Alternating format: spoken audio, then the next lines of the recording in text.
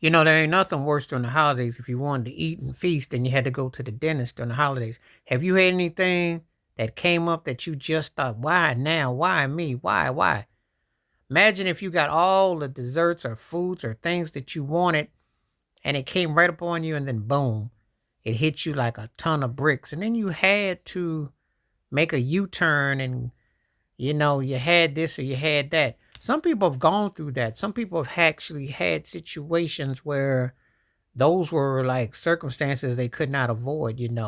It's crazy how um people have a problem with the changing of the guard of you know uh diet, and then they have to um why is it they feel the certain way? It's like you have to deal with this, and then you don't want to, you can't eat the way you want, you can't feel the way you want to feel. It's just like, why did it happen now? Why did it happen now?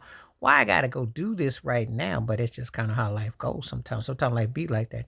It just has a way of popping like that. you know it's kind of like a way where you are in a situation where unexpected happens, and sometimes you have to make changes with what you put in your system and how you chew on stuff and what you eat on stuff.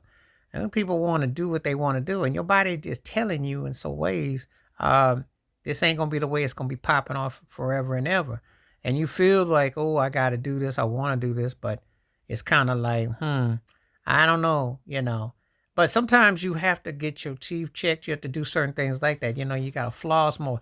Because in the holiday season, you eat or drink, do what you want, and they say be merry, but it ain't always meant for you to just go crazy.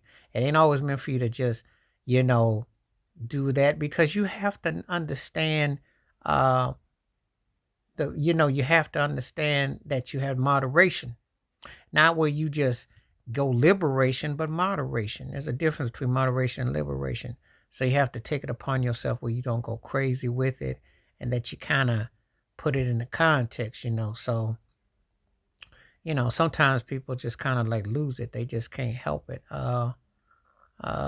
You're just kind of in a situation where it just gets the best of you, and you get all caught up and you get all wrapped up in it, and it's not always meant for the best. It's not going to be the best light for you. So there is a circumstances of how you do it, and but sometimes people can't help themselves. They really get over and flux with it. So it's just one of those things where it's a lot to put on your mind of what you're going to keep doing it like this.